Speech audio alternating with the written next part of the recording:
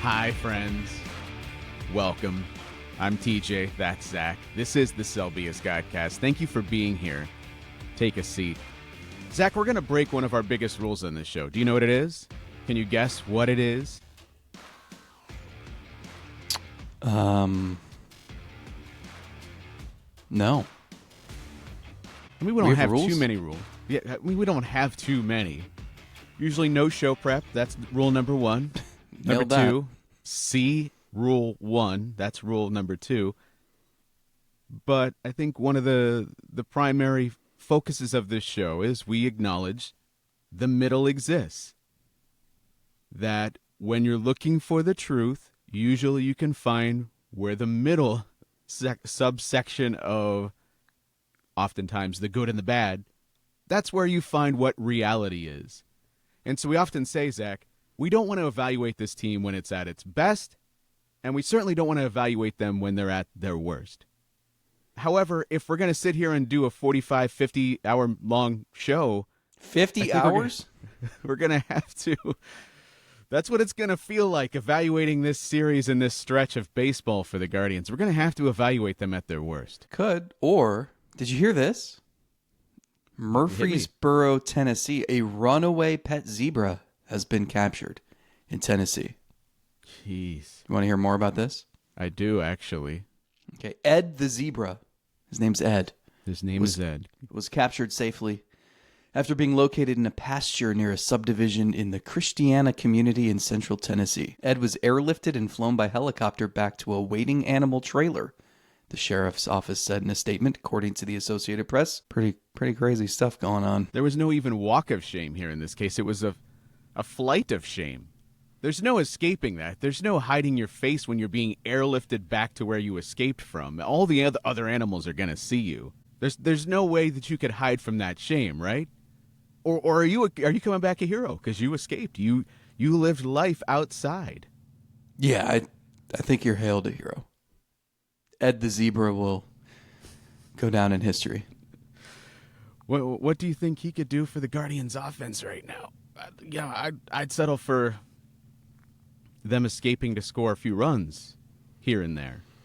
That'd be a nice thing. That'd be a welcome change. We talked about it at the end of the Reds series when they exploded for their huge run output, and it felt fun. Seeing a grand slam, giving away a vehicle, Lane Thomas 3 hits. Hey, maybe this is the start of something. What was the start of, Zach? Absolutely nothing. Yeah, I mean, we could talk about the Guardians' offense. Or did you see this in Juno Beach, Florida? An adolescent loggerhead sea turtle named Dilly Dally. You liked the name Ed the zebra? How about Dilly Dally the sea turtle? Crawled into the Atlantic Ocean Wednesday morning, months after having a front flipper amputated at a Florida turtle hospital. That's all, again, according to the Associated Press. The turtle was brought to the Loggerhead Marine Life Center in January after suffering from predator wounds to the front flipper. Pretty cool. Pretty cool what we can do with sea turtles now. You're going to test me on how many ways I can bring back the animal and try to steer us back on course. How do these get their names? You get Ed the zebra and Dilly Dally the sea turtle. Ed is a little odd, but Dilly Dally, I get it because it's slow turtles, right? Slow and steady wins the race. Maybe that's the outlook I need to maintain for the Guardians, that it's not, the division isn't won on June 16th. Is it lost? No, it may already be lost, Yeah. but it's not won on June 16th. There's still a lot of baseball here left to play. I always have to remind myself that the Detroit Tigers sold at the deadline and then got into the postseason and almost made the league championship series. Then what a great strategy to follow. That's what every team should do. It's flawless. It always works. Yeah. I'm struggling with where to start here, man. I actually did show prep. I've got a lot of angles, and it's tough because I think with this team and the position they're in, it is really difficult to take a narrow focus. It is difficult to say, hey, let's just analyze why this lineup isn't producing. Because you know the reason it's not producing? Because it's not good enough. And why is it not good enough? Because the front office and ownership didn't take the necessary steps to ensure that it would be good enough. And this is mind-blowing, right? No one saw this coming. No one had any reservations going into the season about the offense. Come on. And I think the frustrating thing for fans is you are watching Jose Ramirez at his absolute best, and you are knowing that that is not a long-term thing. He's going to be 33 in September. It's incredible what he's doing. I have no doubts he'll still be a good player next year and the year after. But is it going to be to this level? I mean, you are taking on more risk every year. You don't put the best possible team you can around him. And so it's tough. Do we want to have a uncomfortable conversation about Kwan's timeline? They make it so hard to talk about them because so many of the flaws are self-inflicted, right? If you don't want to criticize the front office and ownership for maybe not doing more over the offseason or not trading prospects for established big league talent, then we could spend the next 45 minutes talking about their continued failure at developing position player prospects. I mean, it's a whole organizational thing. And I will also say that the counter argument to everything I'm saying is that, they've been a winning team since blah, blah, blah, blah, blah, and they've made the playoffs in this many years. And yeah, that's more aggravating, I think, to people because you're shown that you can do enough to get there, but you can't do more. You can't take the next steps. You can't improve yourself organizationally to the level that you don't have to hang your hat on that. And so this has been, I'm on, I think I mentioned this to our Patreon listeners or in the Discord or something. I'm actually on paternity leave. I circled this West Coast trip back in November or December and said, okay, we have a really great plan at The Athletic and the New York Times, and I'm grateful we can break it up. And I'm going to save a couple weeks of my leave for mid-June so that I can spend some time with my family and enjoy a couple weeks of summer because I never get to do that. And it is nice not being beholden to, either flying across the country to cover this trip or staying up until 1:30 in the morning to watch this, because not only are they miserable and struggling, but my God, are they a boring brand of baseball to watch right now. And maybe the shame of it is the zebra can't change his stripes. Nice. Did you see the hungry wild elephant raided a grocery store in Thailand looking for snacks? Hey, I didn't approve them writing that feature about me. Yeah, it's frustrating, but I think what frustrates me more is how little or more and more I care less and less and less. And it drifts more towards apathy. I think everyone wants me to come on here and be all unhinged, and I've been that at times, and we've had topics where I've gotten unhinged, but it's getting harder and harder for me to muster up the desire to do that because I don't want to fake it. If I'm not feeling that internal fire, something's really ticking me off, I don't want to come on here and just throw stuff for the sake of making it a fun show. We try not to do that. Yeah, we have fun with bits, and I enjoy taking things that are frustrating and turning them into funny bits and trying to acknowledge that things aren't always as bad as they seem in the moment. But right now, things are pretty awful. The offense, it's hard to see where they're going to get better. And I think the last bits of ember that are burning from my frustration come from that it's hard to take them seriously when they don't even take themselves seriously. How am I supposed to care more about wanting to see this change than it feels like they do in the moment? And I know that that's sort of a fallacy. Of course, the players all want to win, the front office, they all want to win. And even somewhere deep down, I'm sure even ownership wants to win. But they're not taking this seriously enough. And when you keep running the same offense out there, and the pitching wasn't part of the solution at all times this weekend either, but I'm going to put them on hold for a minute because they've been pretty good up until the last week. And we gave a lot of love to Emmanuel Clase, who had a half a run ERA for going back to the end of April. I'm not saying that makes it any easier to swallow him blowing a save, but he's been pretty damn good. How about you score more runs that you're not always operating with a one-run advantage? Or when a pitcher comes out in the first inning and doesn't have it initially, then it's just an avalanche of, oh shit, I gave up a run, we're done. I can't even rely on my offense to bail me out. And I keep coming back to the fact that I don't feel like it's going to change. How can you feel like the outcome is going to be different unless you're just banking on regression of baseball and the baseball gods helping you out? It'd be like me showing up every single night with the same ingredients, making the same dinner, and then being ticked off at the end when the dinner tastes like crap. Wait, you're describing my life. Eventually, you have to change the ingredients. You have to. You can't just keep showing up with the same pot of crap and expecting it to taste good at the end of the day. And sure, it's going to take some guys within this lineup. I mean, I'm not envisioning a scenario here where all of a sudden Lane Thomas isn't going to play. And I'm actually committed more to Nolan Jones, who's been one of the team's better hitters over the last month. So that experiment needs to continue. But like struggling to get Angel Martinez all these everyday at-bats when right now he's proven not to be that sort of player. I mean, have you looked at what his numbers are in the last 30 days?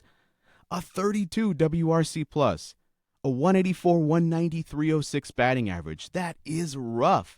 By the way, Kyle Manzardo is not much better at a 48 WRC plus over the last month. And yeah, Jose Ramirez has been great. Jose Ramirez has been phenomenal. Can't expect anything more from him, but he can't do it all himself. Can't do it all himself. And by the way, Carlos Santana, for as fun as that stretch is, guess what? He's cooling off. And he's still at the end of the day right now like a 108 WRC plus. That's not good enough to be in the middle of the lineup. You have to start making some changes here. So my point is I'm not going to get frustrated anymore because when you keep showing up with the same ingredients, you're just going to get the same result. But and that's the thing. You're naming these names, and I'm like, my expectations were not high to begin with. Like, I thought Bo Naylor would have a better season, and we've seen signs of it. I thought Rocchio would have a little bit of carryover. I thought he'd be better than he was during the regular season last year because it'd be hard to be worse. And I was wrong. He was worse. I thought Manzardo would be a little better than he's been. But, I didn't expect Jose Ramirez to be this good. I didn't expect Daniel Schneemann to be... I didn't have high expectations going in, so why am I going to pull my hair out over an offense that's been about 10% below league average as a whole? And that's the other thing. Is you may look and you might say like, okay, this team pitching wise, the ERA plus is 102, so they've been a tick above league average pitching wise, which sounds about right. And offensively, a 91 OPS plus, so 9% below league average, and you'd be like, okay, well that shakes out to be about a 500 team. Yeah, but think about how much that 91 OPS plus is lifted up by one dude who's been out of his mind, right? And that's not to say like Jose Ramirez is part of this lineup, so that's part of it. But he is one person. And it just shows you how they've gotten absolutely, not even nothing, like less than nothing, out of almost half the lineup. And it's just, nothing has changed. Nothing's changing. And yeah, I mean, they've shown zero urgency with their top prospects. And I don't know. It's sad because you're right. This is the 2023-est season I have ever seen. It is an absolute repeat of 2 years ago. And I keep coming back to this. I remember the last time Paul Dolan did an honest interview with the media when I sat down with him, 6 years ago now, and he said some stuff about Francisco Lindor's future free agency. And the one thing he said during that interview was he admitted that he probably has rose-colored glasses on all the time. And I've always wondered, because we see this 2022, they're surprisingly good, and to be fair, it took a while to get to that point. They were treading water for a while. They turned it on late in the season. They almost knocked out the Yankees in the ALDS. And look, they made moves. They were complete flops of moves, but they made moves, right? And I'm thinking an owner who has rose-colored glasses on thinks, all right, Josh Bell and Mike Zunino were the missing pieces, and we're going to be great, and we're going to win the World Series. And that didn't work. And going into 2024, like, they didn't think that they were going to be good. They thought they had an average team, and they were hoping young guys would blossom, and that would make a difference. But they didn't expect to go wire to wire and make it to the ALCS. And I imagine if you're the owner with rose-colored glasses on, you're thinking, oh, well, let's just run it back, and like things will go our way, and we'll be great. That's not how you operate. And this is proven, like, there's no timeline with this organization ever, right?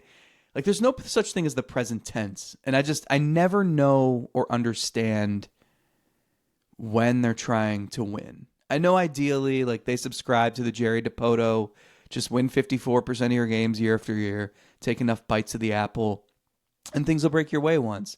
Yeah, maybe. They haven't for 8 decades. And I don't want to keep coming back to the Jose Ramirez thing, but I imagine you are starting a franchise and you're not in a big market. And like, what is the one gift from God you would hope for as step one of building your franchise? It would be a superstar player to build your team around who signs for way below market value. That is a unicorn. That never happens. And you got it. You got it in his prime, too. Like, it's not even like he was 22 and signed a 7-year deal and then he's going to walk in the middle of his prime. No, you got him for his whole career pretty much at crazy price. And you don't capitalize on that. And I know they've had good teams, but it's not like they've said, okay, well, like, this is never going to happen. Like, do you think you're going to get, like, I don't know if Travis Pisano will be an all-world talent. You're not getting him for a cheap discount like you got Jose Ramirez. So I just, like, this doesn't happen. It's one thing to get that first contract when a guy has no leverage because he's getting paid league minimum for the first 4 years of his career and he just played in the minor leagues getting pennies. You got this guy up in the major leagues when he was 20 and you're going to have him until through 2028, right? And by that time, he'll be, what, 36? Like, what a gift. And you didn't capitalize on that. Like, if you want to play around in the future because you're not going to have that sort of guy, and so it's going to be tougher to build, like this is the easiest building block, the greatest building block you could ever hope for, and you didn't capitalize on it. And not only that, but as he starts to decline, he's going to get more expensive. And then what? Then it's even more difficult to build around. Whether you want to blame ownership for not spending the money, for not giving the front office more flexibility to do that, or you want to blame the front office for not figuring out how to develop position players or identify the right position players to put in your system, to grow through the system, to put around Jose Ramirez, whoever you want to blame, if you want to just blame the hitters because they stunk, if you want to blame the parade of hitting coaches we've seen over the years, whatever it is, rant away at whoever you want, but it's an organizational failure if you get this dude this cheap for this long and you can't end the drought, or you can't even, and forget about 2016, because like that was another one of those years where it's like, how are they doing this? And 2017, they tried. I give them credit for that. But how about the last, I don't know, 6 years? How about since they signed Jose Ramirez to that contract? They weren't even planning on that. He forced their hand. They weren't planning on that. So you can tell based on the moves that they've made since then, nothing has backed up. Usually when you lock somebody like that up, it's like, okay, now strategically, let's move all the chess pieces on the board so we can go for it. But Jose forced their hand into that. So the rest of their moves haven't matched locking up the superstar. And I hate opening up the old wounds. But what made me absolutely sick was I saw a career side-by-side between Jose Ramirez and Francisco Lindor the other day on social media somewhere, and they were just comparing their careers, and just Jose. I mean, they're close in all these categories, but Jose is beating Francisco in all the categories. Sorry about that. And it makes me sick to realize they both were on the same team. And yeah, 2016, 2017, phenomenal. 2018, they tried to run it back. Okay, they ran into Houston, whatever.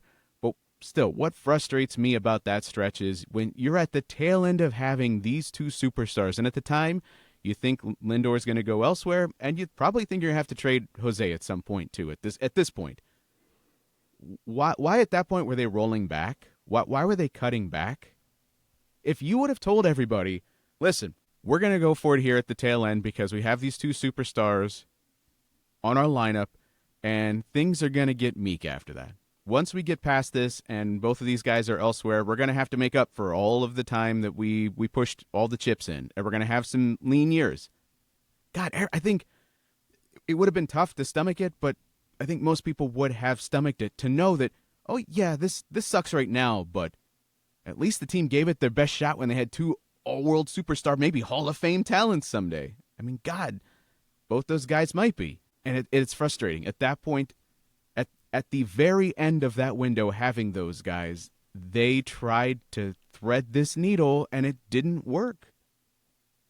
And that looking back on it now, it was terrible going through it, but now it makes me even more upset that those last year, it was wasted. You didn't do enough with those two guys. And now you still have Jose making peanuts compared to what he should be making, and he's having a hell of a year at this stage in his career, and it still feels like it's the same thing. Wasted talent, wasted years. You look back on it years from now and think, God, they had him. It should have been easy to build around him. But somehow they found it difficult. Yeah. I did you see this? There was, in New Zealand, a woman is on trial for murder. Do you know why? Do you know why she did this? No, I don't.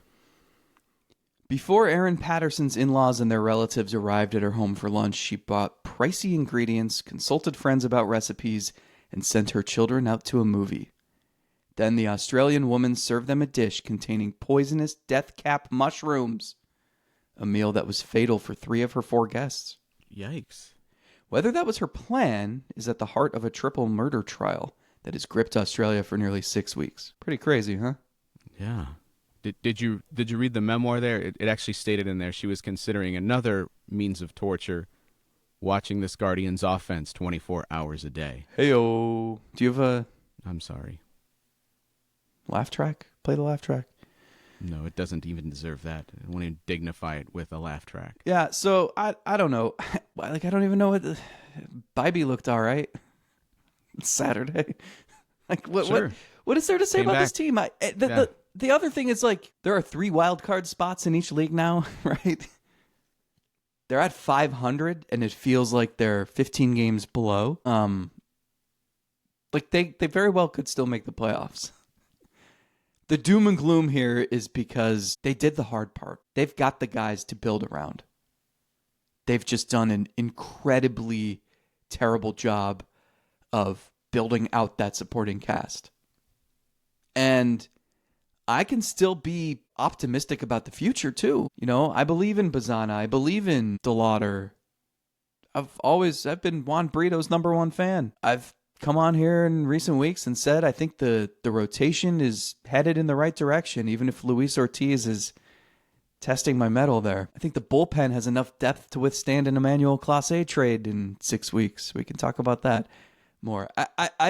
This feels like it feels like a wasted year, and there are some wasted years or some years that just don't go your way, and you say, it happens, right? Like, I think in the 2000s there was a lot of this. There was a lot of, okay, 04, if I remember correctly, they had a really nice finish, and they carried that over in 05, and they were great. It was like the best team not to make the playoffs. And then 06, it just didn't work. And it was kind of like this, and it just felt off all year. And the pitching would be good, but the offense wouldn't. And then the offense would score runs. They hit 1 million grand slams that year, and the pitching would stink. And the bullpen, and Fausto Carmona would go to the bullpen and blow 4 saves in a week. And it just had a lot of that. And then 07, it's great. And they try to run it back in 08, and it just doesn't click, right? But this one feels... allergic to following up success with more success. Yeah, and this one in particular feels more self-inflicted. And we looked at the landscape of the American League going into the season and said, pretty winnable. You figured the Yankees were going to be good. And there didn't look like another juggernaut. Obviously, the Tigers have played excellent baseball. I think they're going to remain really good, and there's no reason for them to not be super aggressive at the deadline. But I don't know. American League seemed there for the taking for a team that wanted to make the necessary moves to do it. But here we are. Same problems. Things that we knew were going to be a problem. Still there, still slapping them in the face most days. Yeah, there's a better stretch ahead. There's a time period in the future where we're going to look back on this show and kind of laugh at how doomy and gloomy it is. And we acknowledge that. I mean, it's why I started the show by saying we're breaking one of our biggest rules. We understand that. We know we're going to break the rule today and evaluate this team at their worst. But you're still seeing the flaws. And sometimes when a team is at their worst, you look at where can they improve? Where will things get better? Because they inevitably will. And even for guys like Angel Martinez, it's been awful. He's not a 32 WRC+. Kyle Manzardo is better than a 48. There are guys here that are going to be better in the near future. But is it to the level that it's a meaningful difference this year? I don't know that. And I think it's foolish to just believe that, the winds will shift and that'll be enough to carry you to the playoffs. I just look at this team not taking themselves seriously, not willing to take any sort of risk or chances with any of their prospects and just letting the same things run out there. I mean, I acknowledge that Chase DeLauder, calling him up, would not transform this into a top-tier offense. CJ Kafis is not going to come up here and probably have a 150 WRC+. I feel pretty strongly about that being the case. But why can't you just make some changes and see? And the whole idea of, you can't call up DeLauder because, goodness, that would mean Lane Thomas loses at-bats. Who gives a flying you-know-what? Who cares?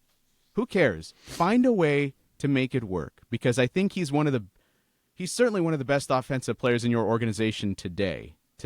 And you're trying to build him up at AAA and do whatever you feel like you're doing developmental-wise. But, God, I just see the same variables every single day, and you can't expect different results with them. I just keep coming back to that. So take some risks. Do some things that are different. Shake things up a little bit. I mean, hell, there have been times where they even have done that in the past. Why can't they do that now? Like when they sent Jose and Lonnie Chisenhall to the minor leagues to shake up the roster because they felt like they needed it at that point. Tell me why this team doesn't need a shakeup of some kind. And it does not mean that it's going to be the cure-all, the fix-all for this team. But I will acknowledge that there's a necessary change here that needs to happen. And I will at least give them credit for trying something different. Try something different, because this makeup is not working. What animal? What animal now you got? No, in North Charleston, South Carolina, some guy robbed a business and got away on a tractor excavator. So police pursued him at speeds reaching 3 miles per hour. That's the Austin Powers steamroller. Look out, get out of the way. And it goes on for 15 seconds. Sure. Mike Myers, right? Yeah. I thought it was fitting. Codified Baseball, that account that always posting baseball stats that blow your mind like this one. Did you know, they posted this on Saturday afternoon, the Guardians are 112-0 since the start of 2024 when they lead after 8 innings? Wow. Unbeaten. And then what happened? A few hours later, Emmanuel Clase. That's why I'm going to laugh at this show eventually. Yeah. Because everything you feel in the moment is stupid and flip it on its head. I mean, I just saw, before the Mariners series started, I follow one of the baseball accounts I follow put up a video that said the Mariners are a joke. And it highlighted just how awful things have been for their last week. And then what happened? They ran into the Cleveland Guardians, who just served them up a sweep. God, you had Jose Ramirez, a career-best 39-game on-base streak that just ended. You think, oh my, you have Jose hitting like that. The offense must have been clicking. They've never been at their worst. They've never been at their worst with Jose doing that. No, you got to wait for the weather to warm up. And I'm at least a little worried about Stephen Kwan because the numbers have dipped, and I think that is probably somewhat fueled by whatever's going on with his wrist. And I know Stephen Vogt keeps wanting to downplay it, and I want to take him out for precaution, and he's dealing with the wrist injury, and he was mad at me, and that sounded like manager speak, just trying to save what was already a bad situation from looking even worse. That one of your best offensive players, while the team is in their offensive rut, might be dealing with something sort of serious that's cutting into his offensive production. Maybe I'm reading too much into it, and I think anytime any guy slumps, you want it to be because somebody's hurt, not because they can't figure it out or they're in a really bad stretch. I want it to be explained through something that they can't control, and that makes me sleep better at night, and I might be doing a little bit of that coping with Kwan, but I still think that's a real thing with him. That wrist probably is cutting into his offensive production. No, I would think it is too. But it, again, like we'll never know how much. They'll never use it as an excuse. They'll never be transparent about injuries. It's difficult because he's still such a good hitter that, like, I want to go to his stats and be like, oh, well, he's 2 for his last 27. So of course but like, yeah, 4 of his last 5 games, he does not have a hit. But before that, he had a 3-hit game, he had a 2-hit game, 3-hit game. Like he's still really good. So I don't know. I know this. This lineup without Stephen Kwan, like if he were to go on the injured list, I don't know what that would look like. I don't want to find out. But they also need him healthy. Like you can't. This is not something you want to just be dealing with for the next 3.5 months. So I think that's why they've tried to be opportunistic to find times to get him out of there, give him a day. But yeah, I don't know. I wonder if I would think that he's got a good chance of being an all-star again, and also wonder if 4 days off would suit him better. Sure. Yeah, from the team outlook, personally, I want him to be an all-star. I want him to get that nod, that recognition that he deserves, and I want him to get paid, and probably means it won't be here. But in any case, I want him to get recognized. It does feel like this is pretty easily explainable. This is something that is publicly out there that he's dealing with. He's been removed from games because of it, and it coincides with the numbers slumping? Of course. But you're right. He's so good that even over the last 30 days, with this stretch included, it's like a 261 average, a 102 WRC plus. So when he's banged up, he's an average bat. When he's not banged up, he's incredible. Do we want to talk trade deadline? I feel like there was a shift. Yeah, who do you want to trade Santana for? There was a shift over the last few days, and it's understandable, where I feel like all the buzz is now focused, directed toward the trade deadline. In our Discord, there was a lot of conversation about Kwan and when they should trade him. Do you trade him this summer? Do you trade him this winter? Do you wait till next year? I don't know. I had a thing. We had to do a thing at The Athletic on 3 storylines on your team's trade deadline plans, and it was a difficult team to write about.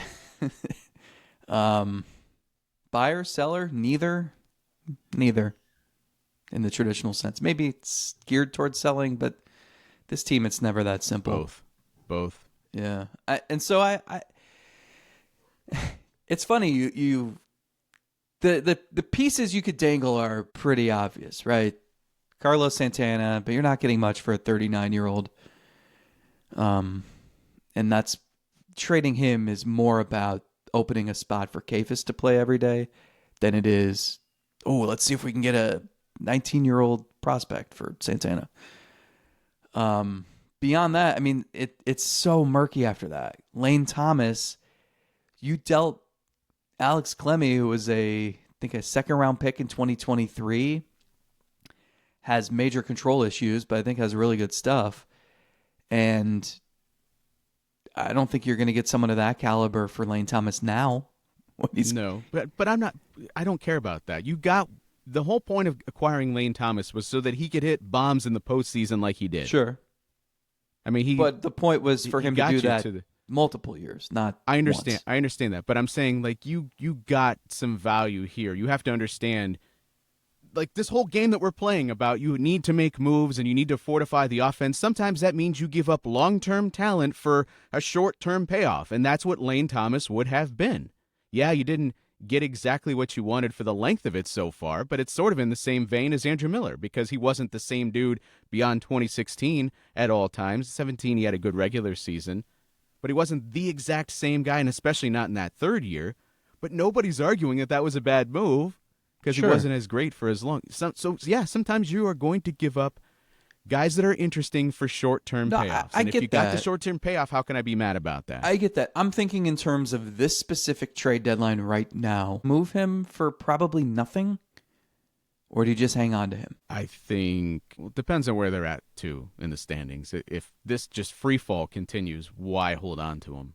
Fair. Even if you can get something, I would rather see young players play at that point late in the year than have him occupy at-bats, even if there's like a chance that he's better than the young players that you're playing. I think part of the issue is because of the way the American League is structured and the 3 wild cards, I don't think they're going to, like, is this rock bottom? Or are they going to wind up 10 games under? And I don't think that's going to happen.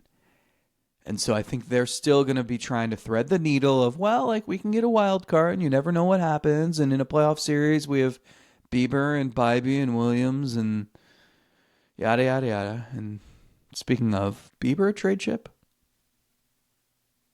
Well, yeah, sure. Yeah, he's got to get back. How are you going to get him back and pitching enough that then somebody wants to take a shot? I don't even know if you need to. That's why I think it won't happen. Is because you would not get anything compelling enough to make the deal because other teams haven't seen him pitch. But you could, I mean, they traded for Alex Cobb last year. Yeah, I was just thinking about Alex Cobb hadn't pitched, and he had bad hips, and then he was injured for pretty much his entire tenure. I don't like where this is going because I'm going to end up giving them credit for doing things that they should never have been in a position to do, like trade a Santana for something, trade a Lane Thomas for something, or a Bieber for something. And I feel like we're going to come on here and have shows and be like, well, in terms of value, they did a pretty good job of squeezing out that last bit of value. Who gives a crap? But I don't want to. The Jimenez debate is buried. It's dead. But that was part of my many frustrations were that everybody is praising them. You unloaded that contract. Incredible. Bow down to the front office. What a great job. Who gave him the contract? Like that's the thing is everything you can credit them for, you could also criticize them for. And so I'm with you. I don't know. Can we just mention Emmanuel Clase? Like, do you trade him this summer or do you trade him this winter? This is where this is headed, isn't it? Yeah, but it's not like some big mystery here. Of course, they've already listened to him when they had no business trading him. Why wouldn't they listen now if they get into a position where they don't look like one of the better teams in the American League? Would you prefer to give him the second half to prove that he's more like 2024 than like 2023? Impossible, Mr. It Depends. I don't know. What... Am I being dangled a prospect that I've been salivating over for years since I didn't get him in the draft? Is it going to be does it have to be a prospect? It always has to be a prospect, right? It doesn't have to be, but 3 years in, you're already wondering about when you're going to trade him. So, God, what a depressing show. Speaking of, did you see rescuers fetch 2 men struck by lightning from a Colorado peak? They think it's the highest helicopter rescue on record in the state of Colorado. It's not our job to frame it in any particular way. The lightning strike? No, I think they measured it, and it is the highest helicopter rescue. The team. It's not our job. I get mad when it's like we have to be some sort of gatekeepers of joy or madness. And it's not our responsibility to say, if we do feel like things are going to get better, we certainly say that. And if we think things are going to get worse, we certainly allude to that. But it's not our job to take a bucket of poo and turn it into gold. That's not, where we're at today, we take the temperature, we evaluate how we feel, how it looks. Fans make up their own mind on what they want to consume, how they want to consume it. I don't fault anybody for that, but it's not our responsibility to come on here and try to paint a rosy picture and tell everybody that things are fine, because people can see through that. I have no desire to want to do that. There are times where I actually do want to spin it positive. I mean, we have fun on this show. I try to make it something fun, or, we commit to bits at certain times, because I don't want it to always be gloomy and down when things are gloomy and down. But I come back to it. It's not our responsibility to tell you things are fine when they're not. Who are you talking to? Who? The team. Like, okay. I feel like there's this, I don't know how to frame it, but I always feel like, look, I don't know. Let me put it this way. There are people in the organization who listen to this podcast, right? And we have not said a word on this episode in particular that I wouldn't say to their faces.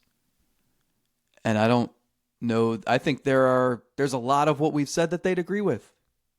I mean, I've had Chris Antonetti tell me straight to my face, we have not done a good enough job developing hitters over the years. I remember talking to him about it this spring, about the changes. I feel like every couple of years I try to check in and do a deep dive on hitting development. And I remember doing it a couple of years ago, and it was like, okay, we hope we've cracked the code, and we got contact hitters who will help teach them how to hit for power, because that's doable. But taking a power hitter like a Bobby Bradley and trying to teach him how to hit for contact is not doable. And I think that they've learned that, well, no, it's not that simple. And that they're always evaluating and trying to adapt. And the big problem is you don't know if what you're doing is working until years after the fact. And then you have to assess, okay, was it a blind spot by us? Was it something we weren't doing well enough? Was it just the hitter did not have the ability to develop the way that we hoped he would? Like, what are we missing here? And then you have to go back and correct your process and start over. So but I think the frustration is that these are, we're talking about right field and center field, and these have been problems for more than a decade. I mean, they haven't had a right fielder start opening day in back-to-back years since Shin-Soo Choo. I mean, that was their last right fielder who it was like, all right, I know when I'm filling out the lineup card, it's Choo in right field pretty much every day. That was 2012, his last season in Cleveland. 2012. It's my first full year at MLB.com. I worked for MLB.com. Yeah, a long time ago. Center field has been a pit. I mean, they've tried, like, Michael Bourne didn't work. Bradley Zimmer didn't work. Everybody else they tried there didn't work.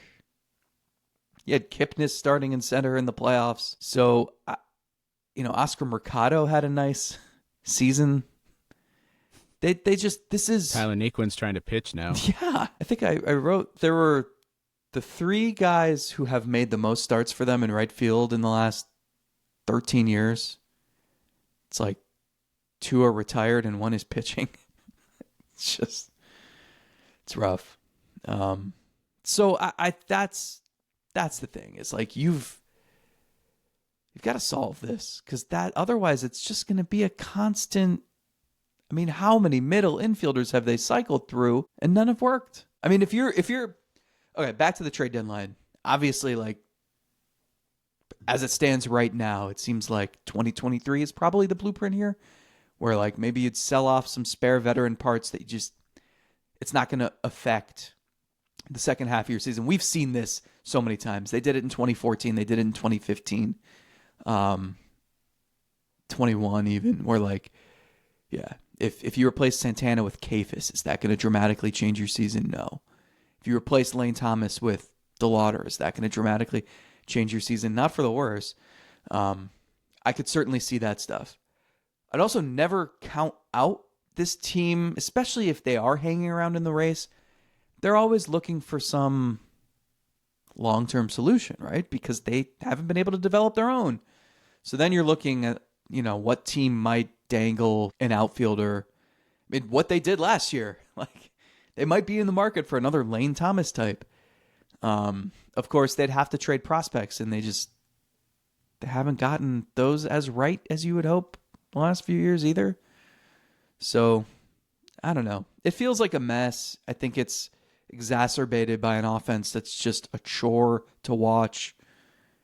And the thing is, like, I do think the rotation is on the right path. I'm still waiting on like Gavin Williams has to be better. Luis Ortiz has to be better. Tanner Bybee has to be better. I like what I've seen from Slade Ciccone. We just haven't seen enough. And then whether it's, maybe it's Bieber this year and Parker Messick next year or whoever, but they haven't been good enough either to like put the team on their back. If your rotation is as good as I'm saying it can be, that should win you more games than it has. But those guys have been terribly inconsistent too. So it's just no one is free of blame here. Nope. And they're a 500 team, acting like a 500 team, playing like a 500 team, just content to be in the middle. And you're 100% right. It probably makes it more frustrating that they can squeeze out some good, and they do it pretty consistently, and they're always in a position to be competitive. And it just adds to that frustration that they never go over the hump ever. Or if they do, it's very, very rare, and we can cite them on one hand the times where it happened. That it's getting frustrating. I mean, we're still clinging to that Andrew Miller trade that was almost a decade ago. Right. That you're getting further and further removed from that. So we'll see. I mean, maybe we come back here at Patreon and things are all better. They swept Rafael Devers and the Giants. Good gravy. I mean, give the Giants some credit. Give Buster Posey some credit. They saw a situation and said, "We want to win. We're tired. We're tired of being the stepbrother to everybody else in this division. No, we're trying to be really good. And if people aren't going to take our money through free agency, we're going to go trade for them. We're gonna try to make it work." I give them credit for that. Is it going to work? I don't know, but at least they're trying. At least they're trying something here. Yeah, I have no idea how to wrap my head around that trade. That's weird. Yeah, after a sweep, after he homers against the Yankees, boarding your flight. Just how bad must that have been with everybody there? Just a really, really turmoil-filled situation.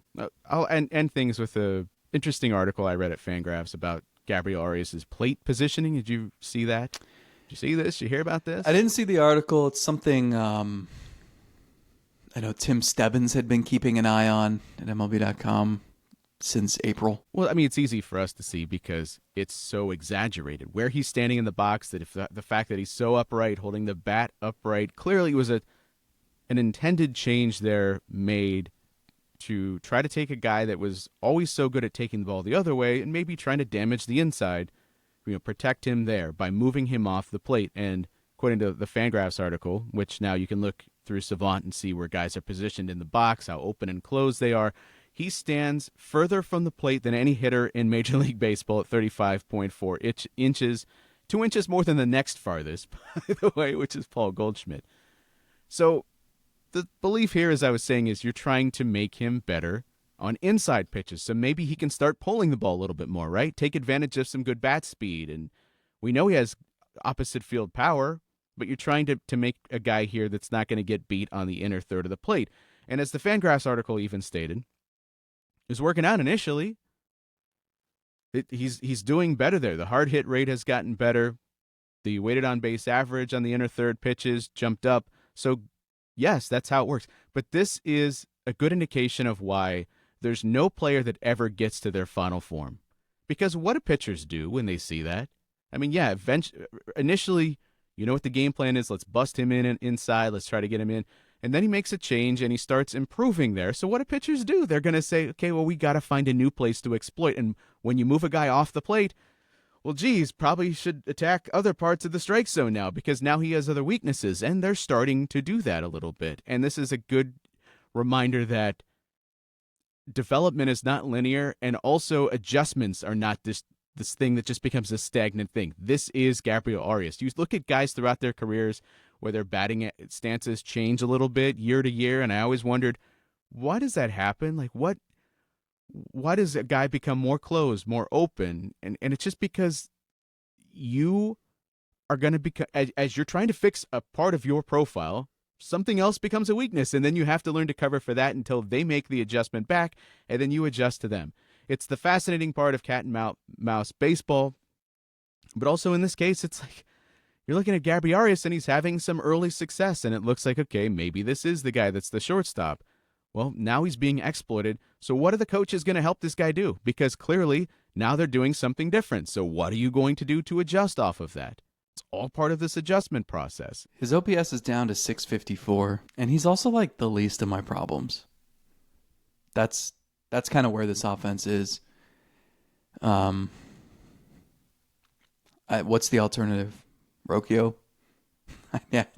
Run it back with Rocchio. Yeah, I don't know. I think the guy I want to see the most is Brito, just because I feel like his floor is decently high because of the plate discipline, the ability to draw walks.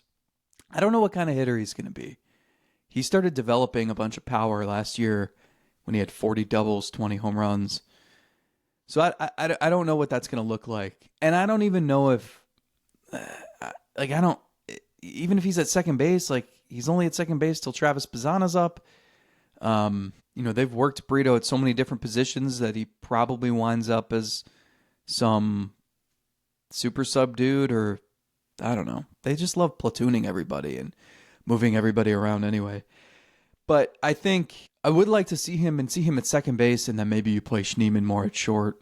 Maybe he platoons at short with someone that at least gives you a boost to your lineup for this year. But that, I obviously want to see Kafis and DeLauder, but I just think in terms of the offensive upgrade over what you've gotten, I feel like Brito could be a huge lift. Yeah, I think there's more everyday potential there than, say, Angel Martinez. Yeah. And Brito, we're getting closer to that being a possibility. He's just began a rehab a few days ago at the rookie level complex. So we're still a little bit away from him coming back from surgery, but still, that's a possibility within like a month. Yeah, and could be seeing him. That's the other thing. And this is not to excuse the organization, because you shouldn't just be relying on unproven commodities after the season. By the way, that ALCS feels like an eternity ago, but like the injuries have just killed the season too, because at least you could say, okay, no one's producing, but we could call up DeLauder and Brito and Bazzana and of course all those guys with injuries that sidelined them for a while. It's really unfortunate. I mean, that's what you can't just plan. Mm-hmm. You can't just map it out and say this is exactly how it's going to go. And here's the depth chart of how we're going to get there. Right, because one day you're just walking along the street in Cape Town, South Africa, and here's a large elephant seal that's lumbering along the street and ended up stopping near a mall, probably to get free samples of bourbon chicken. Malls still exist? The seal weighed 2 tons, made its way through the suburb of Gordons Bay. What is more depressing, watching this Guardians offense try to score runs or seeing those videos of the old abandoned malls? You ever come across those on YouTube? I have. I watch every once in a while. It's haunting and it's alluring all the same. Days of our youth never coming back. That's why we keep talking about those 90s Indians all the time. Remember those guys? They never won a title. Gosh.